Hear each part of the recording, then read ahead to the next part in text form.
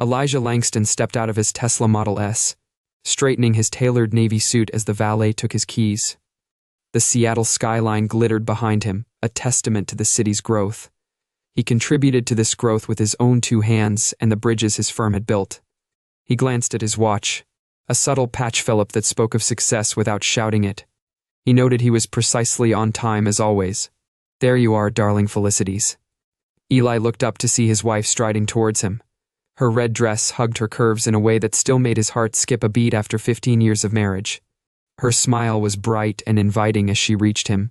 He wouldn't miss it for the world, he replied, leaning in to kiss her cheek.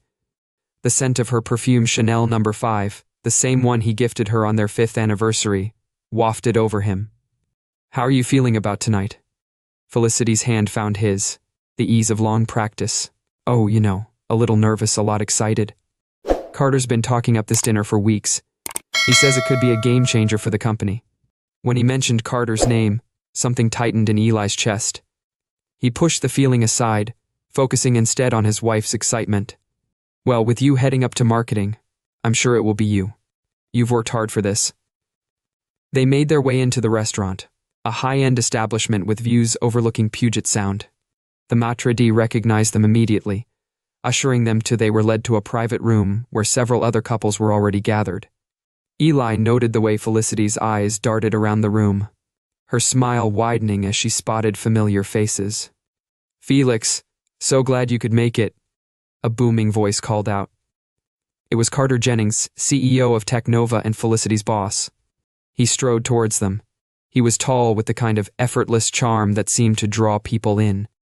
Eli felt himself tense slightly as Carter embraced Felicity. The hug lasted a beat longer than felt strictly professional. Carter always had a way of making you feel at ease. "Always a pleasure," Eli said, extending his hand. His hand was firmly grasped by Carter, who gave Eli a challenging look. "How's the bridge business treating you?" Carter's grin revealed white teeth and confidence. "I can't complain. I've just secured a contract for the new Duwamish River crossing," Eli replied, allowing a note of pride to creep into his voice. "That's fantastic," Felicity said, putting a hand on Eli's arm. "You've been working on that bid for months," Carter nodded, already distracted. "Well, we've got some exciting news of our own tonight, Felicity. When you've finished mingling, let's get started. I'm sure everyone's keen to hear about our latest project," as Felicity moved off to chat with her colleagues. Eli found himself alone with Carter, and the 2 men looked at each other for a moment, with an unspoken tension crackling between them. "You know," Eli said quietly. "You're a lucky man, Eli. Felicity's been a real game changer for Technova. I don't know what we'd do without her." Eli's jaw tightened slightly. "I know my wife's talents, Carter. I've always supported her career, even when times were tough." Carter's eyebrow quirked. "Up, of course. I just meant well. She's really coming into her own lately. It's been incredible to watch." Before Eli could respond, a waiter appeared with a tray of champagne flutes. Carter grabbed 2, handing one to Eli with a wink. "Here's to success in all its forms," he said. As the evening progressed, Eli found himself watching Felicity more closely than usual. She was in her element, moving from group to group with easy grace, her laughter ringing out across the room. But there was something off. Her phone seemed to be a constant presence, buzzing. Drew had other things on his mind when he was at dinner with Carter and the others. He noticed Felicity checking her phone under the tablecloth. She looked happy when she read her message. She looked up and met Carter's eyes, but then she looked away. Eli took a long sip of his wine. He was trying to focus on the conversation, but he was being paranoid. Felicity was busy and stressed. Her job demanded a lot of attention. It was nothing. As the meal drew to a close and Carter stood to make his big announcement, a new AI integration that would revolutionize their product line, Eli felt a surge of pride for his wife. Her marketing strategy had been instrumental in bringing this project to fruition. He reached for her hand under the table, giving it a squeeze. Felicity turned to him, her smile warm but distracted. "Isn't it amazing?" she whispered. "You're amazing," Eli replied, meaning every word for a moment. For a moment, guilt flashed across Felicity's face, but then Carter was calling her. Eli was surprised when the name asked her to stand and join him for the toast as she rose. He couldn't shake the feeling that something fundamental had shifted between them. The drive home was quiet. Felicity was tapping away at her phone while Eli navigated the late-night traffic. He wanted to ask her about the constant messages about the way she and Carter had seemed so in sync all evening. But he couldn't find the words. They'd built a life together brick by brick from nothing. And surely that meant something as they pulled into their driveway. The house's sensors triggered the lights as they pulled up. Felicity finally put her phone down. "Eli," she said softly, "I just wanted to say thank you for always being there, supporting me. I know my job takes up a lot of my time and attention lately." Eli tried to shake off the unease that had settled over him in the familiar dance of a long-married couple. He was being ridiculous. Felicity loved him, and they had a good life and a strong marriage. Whatever doubts had crept in during the evening were just that, doubts with no real substance. But as he lay in bed listening to Felicity's steady breathing beside him, he couldn't help but feel that something had changed. He just didn't know what or how yet. Weeks passed, and life settled back into its usual rhythm. Eli threw himself into work, overseeing in the early days of the Duwamish River Bridge project. He was proud of how precise his plans were. Each calculation and design choice fit together like pieces of a complex puzzle. It was satisfying work, the kind that left him feeling accomplished at the end of each day. However, things fell apart when Felicity was working longer hours. She often came home well after dinner, and her attention was divided. Her eyes were constantly drawn to her phone. Eli tried to ignore it, but the growing sense of unease was getting worse. The longer it went on, the harder it was. One Sunday afternoon, Eli was at home, looking over the bridge project schematics. The house was quiet, with sunlight streaming in through the windows, casting long shadows across his desk. He was so engrossed in his work that he didn't register the sound of Felicity's voice drifting up from the living room below. "I've been meaning to tell you that I started an affair with my boss." Eli froze, his pen hovering above the paper. Surely he'd misheard, but then Felicity's voice continued, clear, and, "It's been going on for a few months now. I can't believe I'm actually saying this out loud." There was a pause, and Eli could hear the muffled sound of another voice on the other end of the phone. His heart was pounding so loudly he was sure Felicity must. "Can you hear it from downstairs? So, are you going to leave your cuckle?"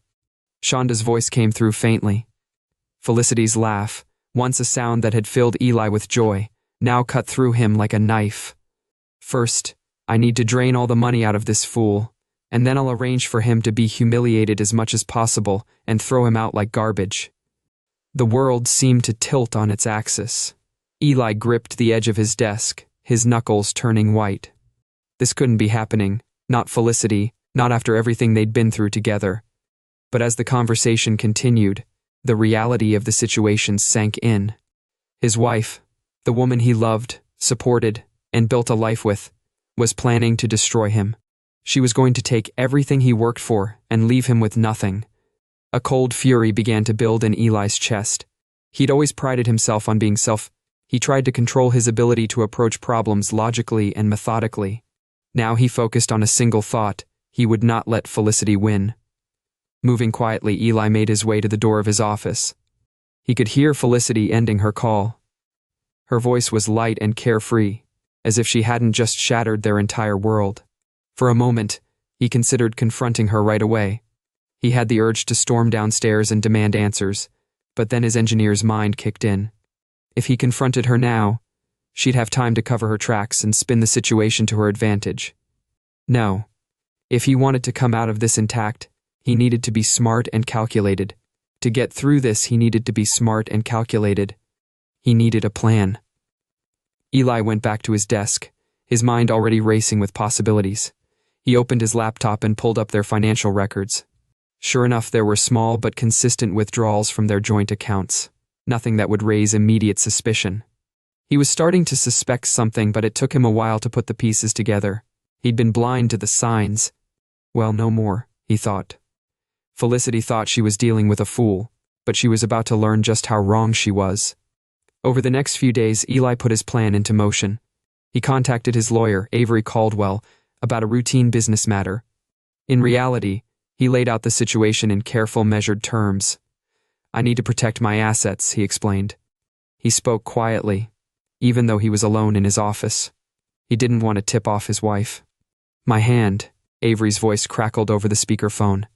We can set up a trust transfer, move most of your joint assets into it, and make you the sole beneficiary. It'll be ironclad. She won't be able to touch it.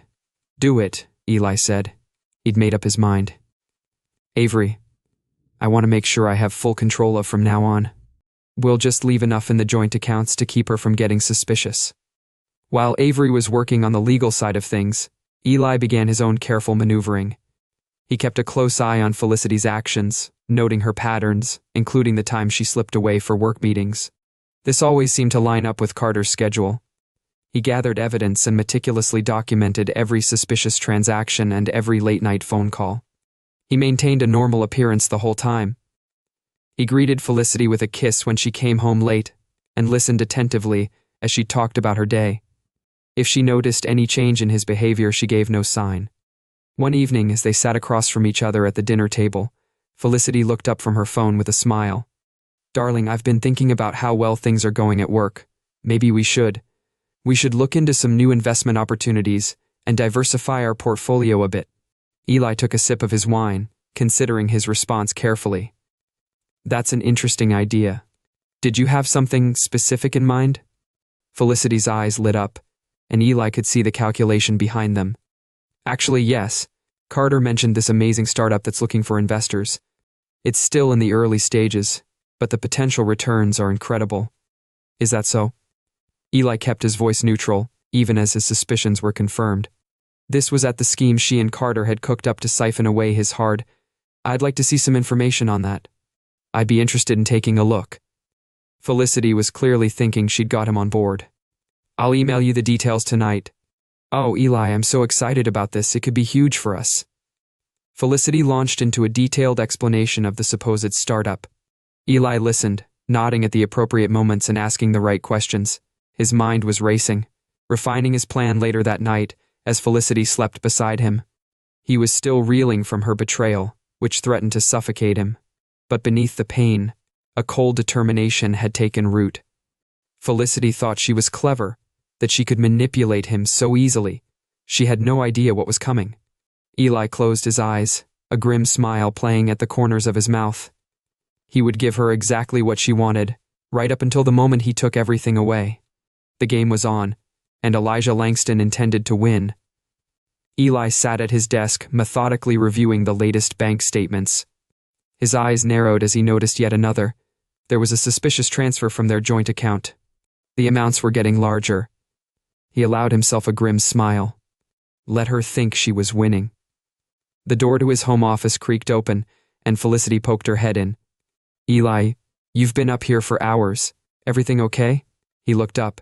His face was a mask of calm. Just catching up on some work. Honey, you know how it is with the new bridge project. Eli leaned in, despite the revulsion churning at his gut. He took her hand in his and said, Why don't you take a break? We could open a bottle of wine and watch a movie. Felicity smiled, but her eyes betrayed her feelings. Oh, by the way, I was thinking of making a larger investment in that startup I told you about. The projections look amazing. Eli nodded, keeping his voice neutral. How much were you thinking? Felicity hesitated, then plunged ahead. I was thinking we could transfer about $500. I know it sounds like a lot, but the potential returns are $500. Eli interrupted, letting a note of surprise creep into his voice. That's quite a sell, Felicity. Her hand found his, her touch warm but insistent. I know, but trust me on this, Eli. It's a once-in-a-lifetime opportunity. This is a once-in-a-lifetime chance for us.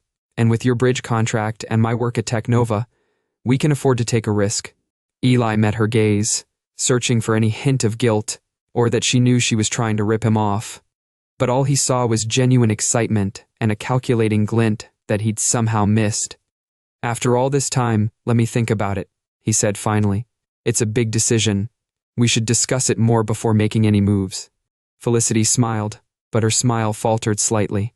She quickly recovered, though. Of course, no rush. Just don't wait too long. These opportunities don't come around every day. As she left the room, Eli turned back too. He logged into their joint account on his computer with a few quick keystrokes and transferred all but a few thousand into the protected trust he'd set up.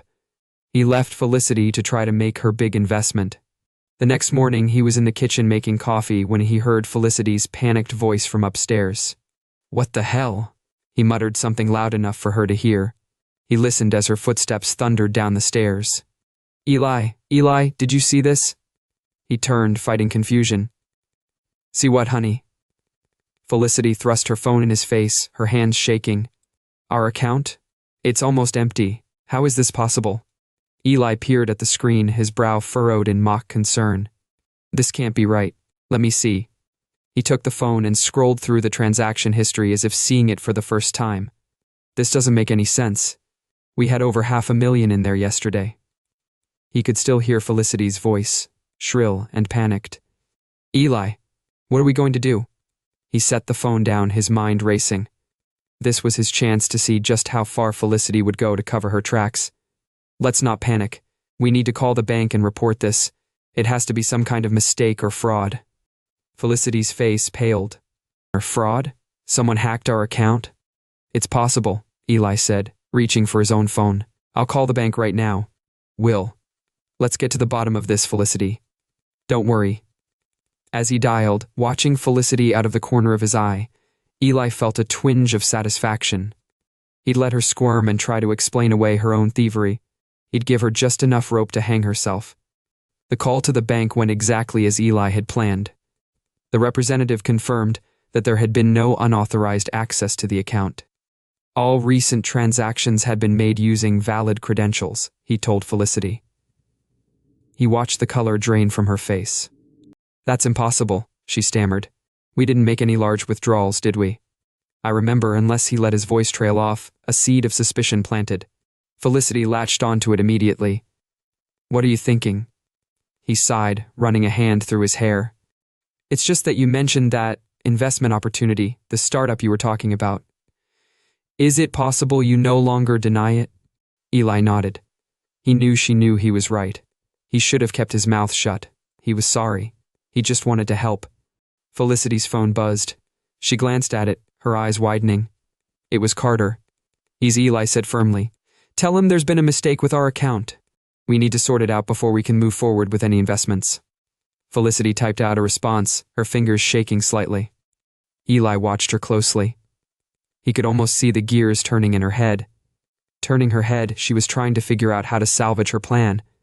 "Listen," he said gently. "Why don't you go into the office today and talk to Carter in person? Explain the situation, and I'll stay here and keep working with the bank to figure out what happened." Eli shook his head. "I've got this. We'll get it sorted out, I promise." As Felicity rushed to get ready for work, Eli allowed himself a small, grim smile. Phase 1 of his plan was complete. Now it was time to set the next part in motion. Over the next few weeks, Eli watched his plan unfold. Felicity grew increasingly agitated. Calls with Carter were becoming more frequent and often ended in hushed arguments.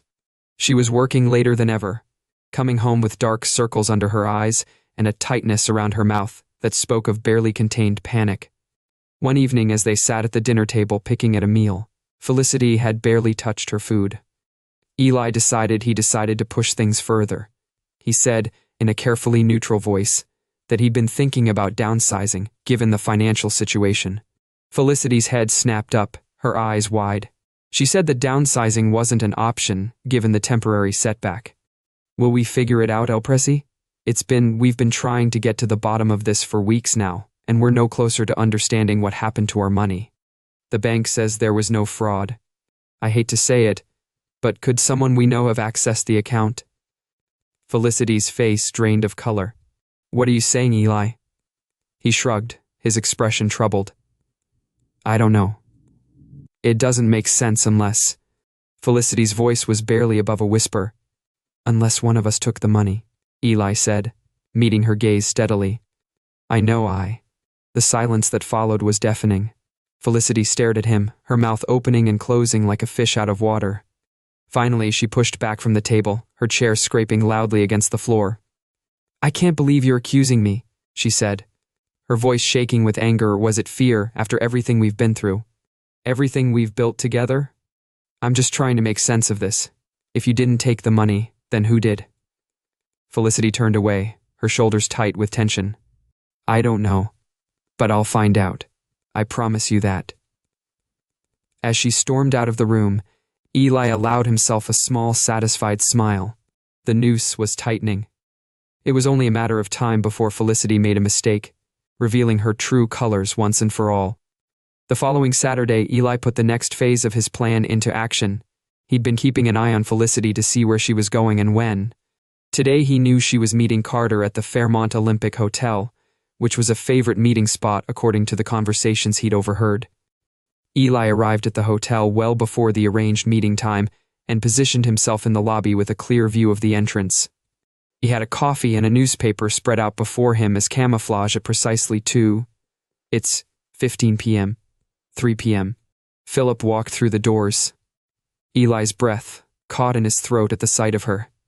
She was wearing a dress he'd never seen before. Her hair and makeup were done with more care than she usually took for a work meeting. The feeling in his chest surprised him even now, knowing what he knew. Part of him still loved her, but then Carter appeared, striding across the lobby to meet her. The way Felicity's face lit up at the sight of him, and the way Carter's hand came to rest on her shoulder, told Eli everything he needed to know. He rested his hand on her back, and it was all the confirmation he needed. Keeping his movements casual, Eli raised his phone and snapped a series of photos of the couple, two of them engrossed in each other, and never noticing as they made their way to the elevators. Heads bent close in conversation, Eli felt a cold fury settle over him. This was the evidence he needed to blow Felicity's carefully constructed world apart. Back at home, Eli set his plan in motion and sent out invitations. Eli invited Felicity to a dinner party to celebrate his success with the bridge project. Felicity was caught off guard by the sudden social engagement and couldn't refuse. The night of the party arrived, and Eli played the gracious host. He greeted their friends and colleagues warmly, and made sure everyone's glass was full and the conversation was flowing. Felicity flitted about nervously, her eyes darting to him every few minutes as if trying to gauge his mood. As the meal drew to a close, Eli stood up and tapped his glass to get everyone's attention. I'd like to thank you all for coming tonight, he began. It means a lot to Felicity and me to have such wonderful friends and supporters around. Felicity beamed up at him, visibly relaxing. Eli met her gaze and allowed a small smile to play at the corners of his mouth. I have something special for you all, he continued. A little multimedia presentation, if you will. He went over to the entertainment center and pressed a button on the remote. The large TV screen flickered to life, and suddenly Felicity's voice filled the room. I've been meaning to tell you that I started an affair with my boss. Arrange for him to be humiliated as much as possible, and throw him out like garbage as the last words faded. Eli clicked to the next slide, and the photo of Felicity and Carter at the hotel lobby appeared on the screen. He said something into the stunned silence, but I couldn't hear what it was. Felicity jumped up from her chair and it fell over backwards. She said, I know it's not what you think, but I can explain. But her friends and colleagues were already backing away, muttering in shock and disgust. Carter, who had been invited as part of Eli's plan, sat frozen in his seat, his face a mask of panic. Eli turned to face Felicity. His voice was cold as he explained what exactly she'd been lying to him about, how she'd been stealing from him, and what her plans were to destroy him. Please, Felicity, he said. I'm all ears. Felicity's eyes darted around the room, searching for an ally and finding none. She'd recorded him. She'd been spying on him. How dare you, she said. Eli's laugh was without humor. That's rich, coming from you, he said. You're the one who's been having an affair, planning to drain our accounts. He turned to their guests.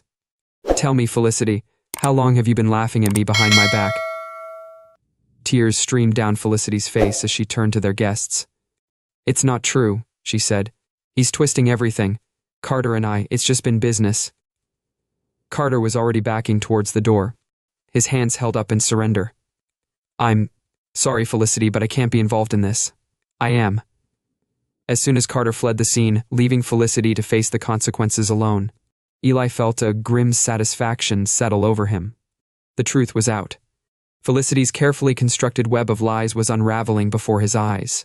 One by one, their guests made their excuses and left, unable to meet either Eli or Felicity's gaze. Soon, the couple was left alone in the wreckage of their dinner party and their marriage. Felicity collapsed. She collapsed into a chair, her body racked with sobs. "How could you do this to me?" she choked out, her voice filled with emotion. Eli stood over her, unmoved by her tears. "How could I do this to you?" he replied, his tone cold and detached. "That's a joke, right? You were planning to destroy me. You were going to take everything I've worked for and leave me with nothing. Did you really think I'd just stand by and let that happen?" Felicity looked up at him, her makeup streaked down her face. "I didn't think it would end like this," she whispered. "I never meant to hurt you. I just wanted more. Can't you understand that for a moment?" Eli felt a flicker of the love he'd once held for this woman, but he squashed it ruthlessly. "Felicity, I don't understand betrayal. I don't understand how you could throw away 15 years of marriage for money." He shook his head, disgust evident in every line of his body. "Pack your things. I want you out of this house by morning. Leave the room." Felicity's voice stopped him. "Where am I supposed to go?" Eli looked back at her. His eyes were cold. "That's not my problem anymore. You made your choice, Felicity. Now you get to live with it." With that, he walked away, leaving Felicity alone with the ruin of her carefully laid plans. As he climbed the stairs to their bedroom, Eli felt a weight lift from his shoulders. The truth was out. The battle was won.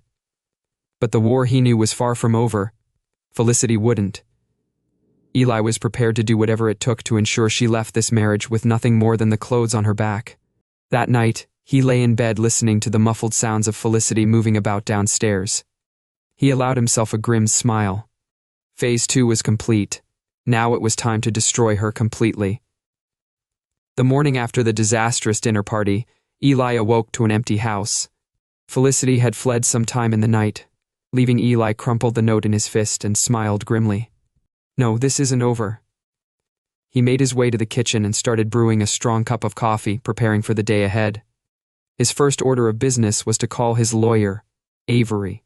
The phone rang twice before Avery's voice came through. "Eli, I was expecting your call. How are you holding up?" Eli took a sip of his coffee. His voice was steady. "I'm fine, Avery. We need to move fast. Felicity's gone, and I want to make sure she can't touch a penny of what's mine. I've already drawn up the divorce papers. We can file them today if you're ready to do it," Eli said without hesitation. "I want full custody of the kids." There was a pause on the other end of the line. "That might be tricky," Avery said. "Eli courts tend to favor joint custody unless—" Eli's grip tightened on his mug. "We'll get that evidence. I'm not letting her poison my children against me. Set up a meeting with a private investigator. I want to know every move Felicity makes." "All right," Avery agreed. "I'll make the arrangements, but Eli, be prepared. This could get ugly. It already is." Eli replied grimly, "I'll see you at the office in an hour." Eli's phone buzzed with a text from Tessa, his 14-year-old. Eli's daughter Tessa is 14 years old. Eli's daughter called. His wife wasn't answering her phone. Were they fighting? Eli took a deep breath. This was the part he'd been dreading. He had to tell his kids about the situation, but he knew Felicity would try to twist things to her advantage. He typed out a reply to Tessa. "I need to talk to you and Noah. Can you both come home after school?" Eli replied quickly. "I love you both. Everything's okay, but we'll talk when you get home." The rest of the morning was a blur of legal meetings and phone calls. By the time Eli got home, he felt drained but resolved. The divorce papers had been filed, and the wheels were in motion to secure his assets for his children's future. 30 p.m., he heard the front door open, followed by the sound of his children's voices. "Dad!" Noah called out. "It's me, Noah. I'm 10 now." Eli stepped into the hallway, forcing a smile onto his face. "Hey kids, thanks for coming straight home. Let's go sit in the living room."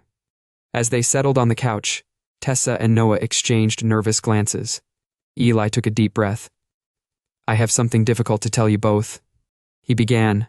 "Your mother and I are getting a divorce." The silence that followed was deafening. Then Noah burst into tears. "Why?" he sobbed.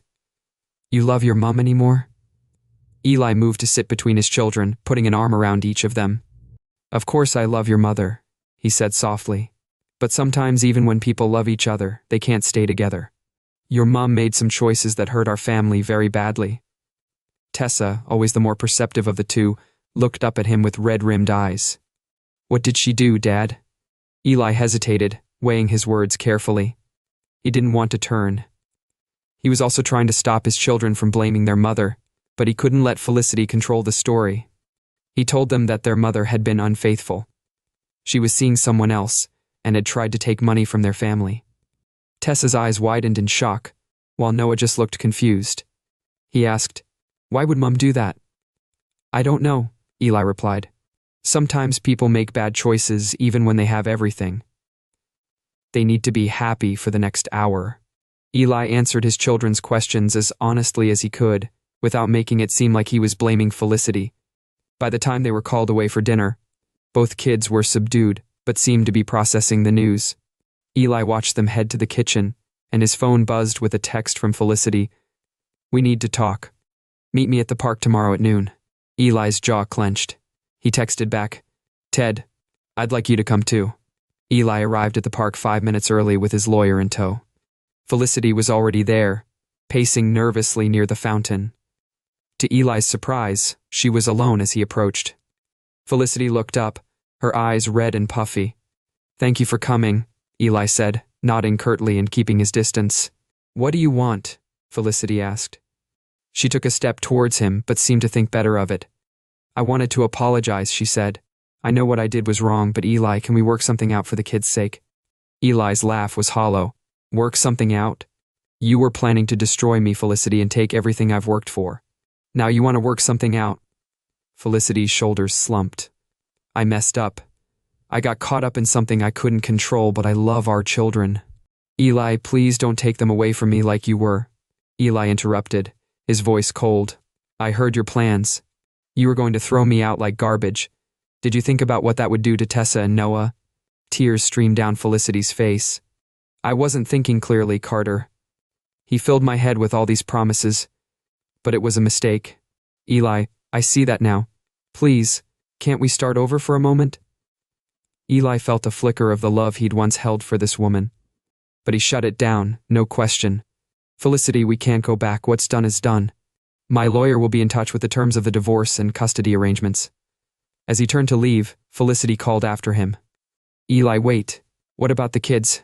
Can I at least see them?" Eli paused, not turning back. "That's up to them. I won't force them to see you if they don't want to. You'll have to live with the consequences of your actions. Felicity, just like I have to." He walked away, leaving Felicity sobbing by the fountain as he climbed into his car. His lawyer gave him an approving nod. "You handled that well, Eli. Now let's talk about our next move." Over the last few weeks, the divorce proceedings moved forward at a rapid pace. Eli's meticulous planning and the evidence he gathered left Felicity with little room to maneuver. Her attempts to claim a share of his assets were shut down swiftly. Eli had set up a trust one afternoon while he was in Aver's office going over the latest documents. His phone rang, and it was Carter Jennings. Eli was surprised. He answered. "Carter, what are you doing calling me? I need your help. What's going on?" "The board is investigating me for financial misconduct. I think Felicity might have implicated me in something." "Let's talk." Eli leaned back in his chair. Eli sat in his chair, a slow smile spreading across his face. "Oh, I think we have a lot to talk about, Carter. Why don't you come by my office tomorrow morning? We can clear the air." Carter arrived at Eli's firm looking like a shadow of his former self. His designer suit was rumpled, and dark circles under his eyes betrayed sleepless nights. "Eli, I know you have every reason to hate me, but please, I never meant for things to go this far, Felicity. I was stupid. I know that now. I had this whole plan. I said we could start a new life together with your money. I was wrong." "You're saying it was all just a plan? That you're just an innocent victim in all this?" Carter ran a hand through his disheveled hair. "Not innocent, but I swear, Eli, I didn't know about the money until it was too late. Now, my whole career. If the board finds out, it'll be game over for you." Carter slumped in his chair. "Felicity used some of the money she took from your accounts to invest in a fake startup. It was supposed to be our nest egg, but now the board is asking questions about where the funds came from. If they trace it back to me, I'll be in big trouble. You tried to steal my wife and my money. I don't care about your career or your reputation. Please, Carter begged, his voice breaking. There must be something I could do to make this right. I'll testify against Felicity in the divorce proceedings. I'll do anything. Eli studied him for a long moment, then nodded slowly. All right, Carter. Here's what's going to happen. You're going to tell me every detail of your little scheme with Felicity. Felicity, you're going to tell me everything you've done, every conversation, every plan, every dollar that changed hands. Then you're going to repeat all of it to my lawyer. Do that, and maybe I won't make sure the board knows exactly what kind of man they have running their company. Carter nodded eagerly, relief washing over his face. Yes, of course. Anything you want to know, he said. Eli listened as Carter spilled every detail of his affair with Felicity for the next 2 hours. By the time Carter left, he was a shell of his former self, defeated and ready to give up. Eli had all the ammunition he needed to ensure Felicity wouldn't see a penny of his money or have any claim to custody of their children. The final showdown came 3 months later in a courtroom. Felicity, looking pale and drawn, sat on one side with her lawyer, Eli, who was calm and confident, sitting on the other with Avery. The judge was a stern-looking woman in her 60s. The judge looked at them over her glasses. Is there any chance of reconciliation between the parties? Eli's voice was firm. No, Your Honor. The dissolution of this marriage is final and irrevocable. Felicity's lawyer stood up. Your Honor, my client is willing to negotiate a fair settlement. We believe that, given the length of the marriage and Mrs. Langston's contributions as a homemaker and mother. Objection, Your Honor. Avery interrupted smoothly. Mrs. Langston's contributions included an extramarital affair and attempted theft of marital assets. We have evidence and testimony to support this claim. The judge nodded. Present your evidence, counselor, Over the next hour, Eli watched as Avery methodically laid out their case, starting with the recorded conversations, then moving on to the bank statements showing Felicity's attempts to siphon money. Finally, there was Carter Jennings's sworn testimony about their affair and financial schemes. Felicity's face grew paler with each new piece of evidence. By the time Avery finished, she looked ready to faint. The judge turned to Felicity's lawyer. Do you have any response to these allegations? Felicity's lawyer, looking flustered, stood up. Your Honor, while my client acknowledges some indiscretions, we maintain that Mr. Langston's actions in gathering this evidence were invasive and potentially illegal. We ask that it be stricken from the record. The judge's eyes narrowed. He said that while Mr. Langston's methods were unorthodox, they weren't illegal given the circumstances. He then asked Mrs. Langston if she had anything to say. Felicity stood up and said that she had made mistakes, but she loved her children. She pleaded with the judge not to take them away from her. The judge's voice was cold. He said, Mrs. Langston, love. I'm not saying that your kids are an excuse for trying to steal from and cheat on your husband, but I am saying that the evidence shows that you did. I'm granting Mr. Langston's petition for divorce on the grounds of adultery and financial misconduct. Eli felt a weight lift from his shoulders as the judge continued, saying that Mr. Langston is awarded full custody of the minor children Tessa and Noah. Mrs. Langston, will have supervised visitation rights, to be decided later. As for the division of assets, given Mrs. Langston's attempts to defraud Mr. Langston, she will receive no alimony or share of the marital assets. Felicity let out a choked sob, collapsing into her chair. Her lawyer looked stunned. The judge banged her gavel. The hearing is adjourned as Eli stands to leave. He catches Felicity's eye for a moment and sees a flicker of the woman he once loved. She looks broken and desperate, silently pleading for mercy. But then he remembers her words and her plans to destroy him and his heart. He says goodbye, Felicity, quietly, before turning and walking out of the courtroom.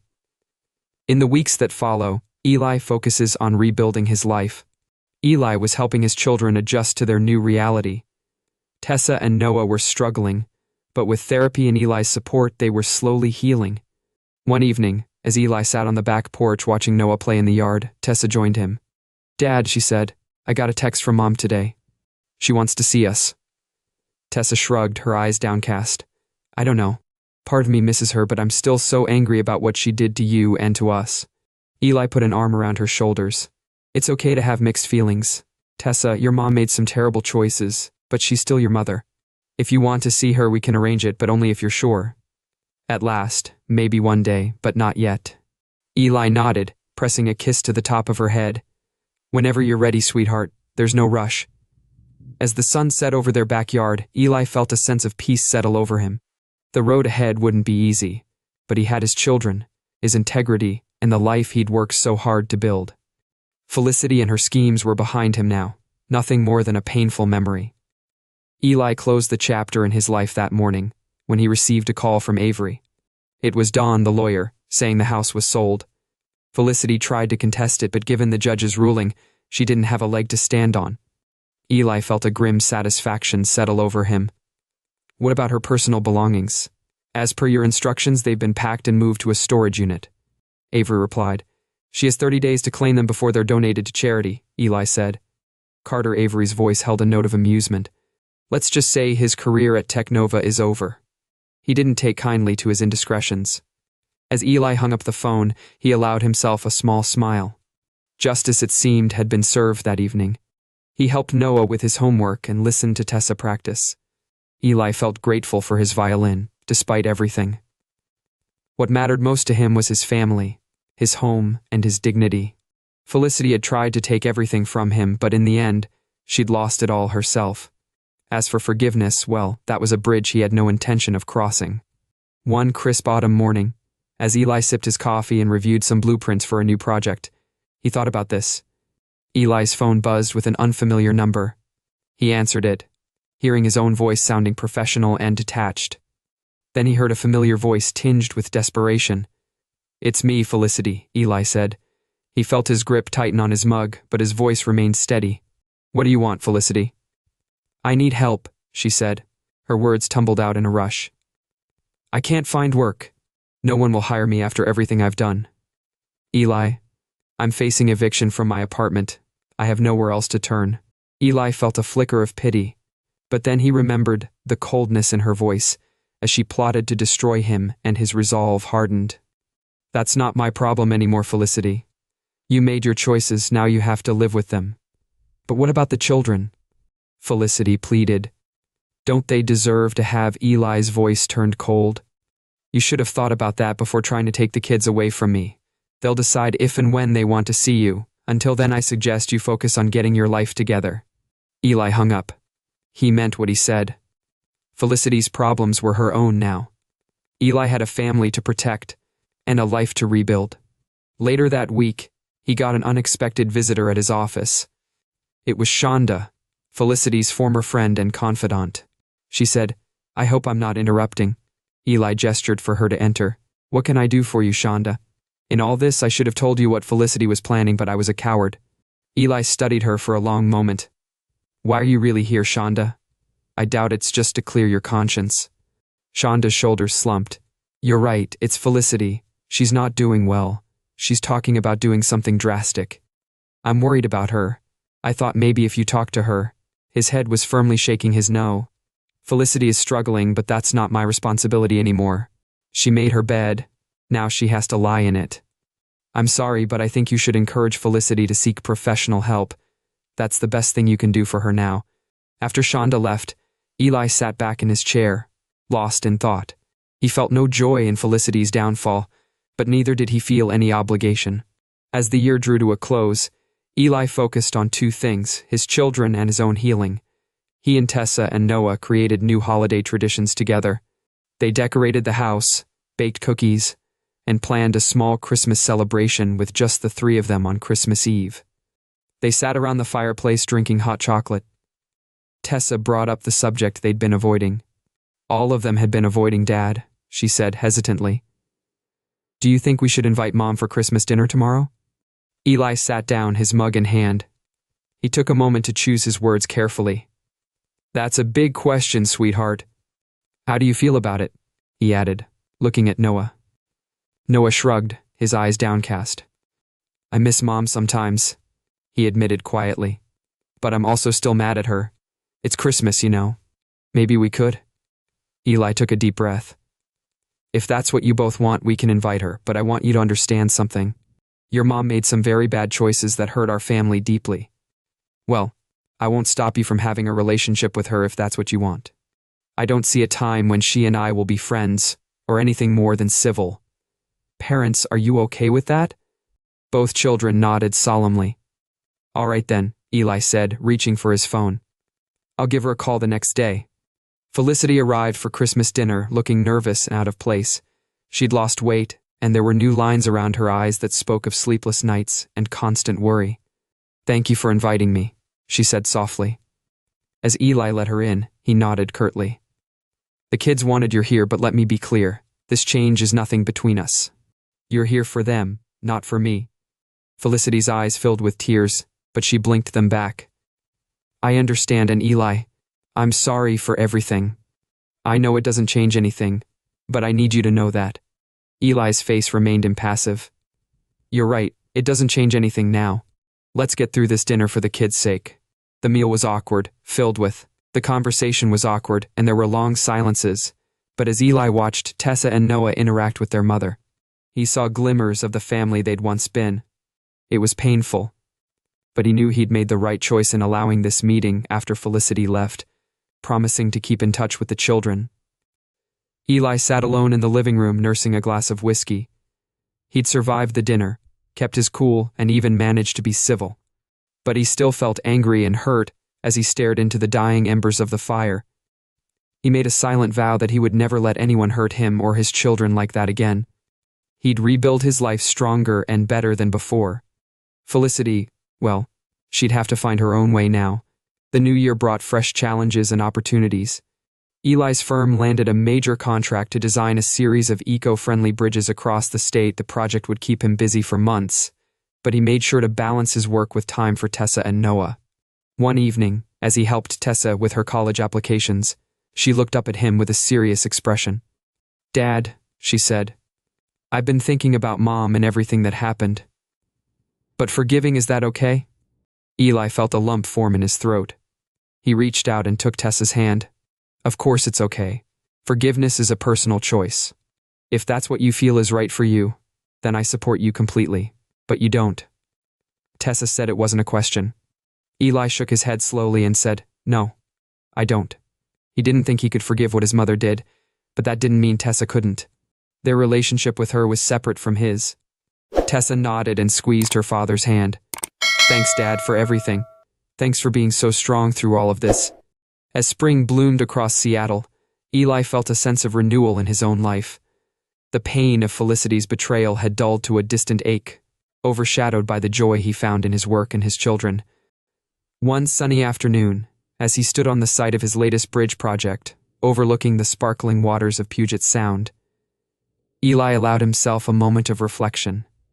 He'd weathered the storm, emerged stronger, and kept his family intact. Felicity had tried to destroy him, but in the end she'd only succeeded in destroying herself. Eli turned back to his team, ready to get stuck into the day's work. The future was full of possibilities, and this time he'd face it on his own terms. Unburdened by betrayal and secure in the knowledge that he could overcome anything. That evening he drove home, feeling a sense of peace settle over him. The road ahead might not always be smooth, but he was ready for whatever came next. He had his children, his integrity, and a life rebuilt on his own terms.